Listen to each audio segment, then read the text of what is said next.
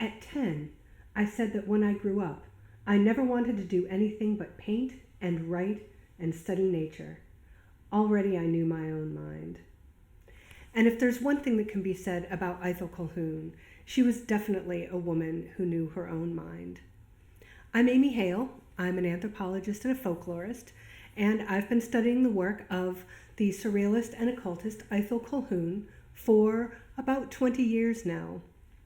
And my new book, Ithell Colquhoun, Genius of the Fern-Loved Gully, is a study of a very remarkable woman.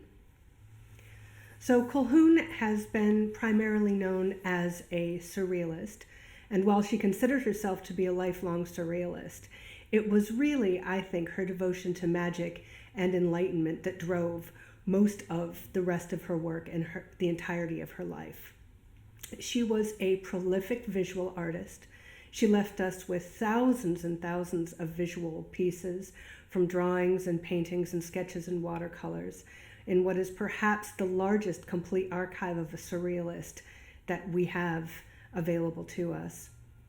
She wrote incredible novels based on alchemy and the Kabbalah. She also wrote magical journeys of her own experiences with the landscape in ways that predated the Earth Mysteries movement by, I think, a couple of decades. And she wrote tons of poems and also essays about magic and the occult.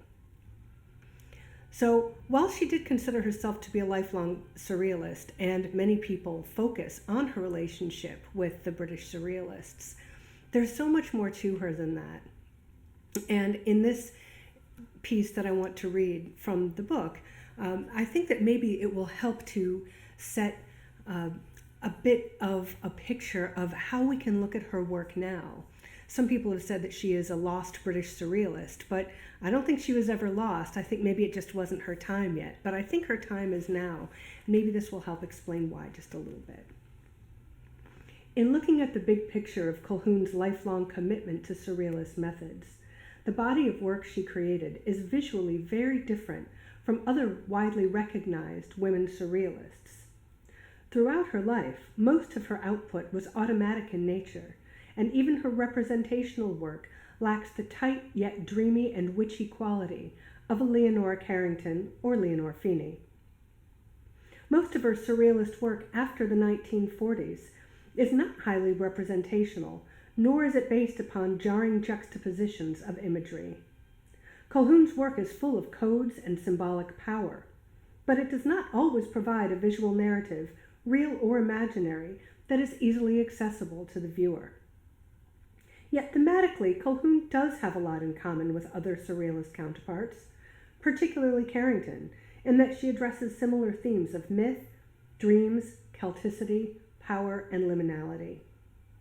It is arguable that while Colquhoun identified as a surrealist all her life, and was one of the few women surrealists who was completely comfortable with that label, she intersected many categories, and the esoteric content of her art is at least as important, if not more so, than her surrealism when evaluated in terms of a relationship to an overall movement.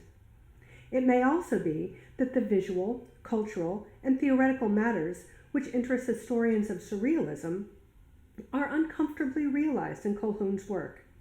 So, while there are reasons to place her alongside other surrealists, the fit, as with many aspects of Colquhoun's life and work, will be somewhat awkward.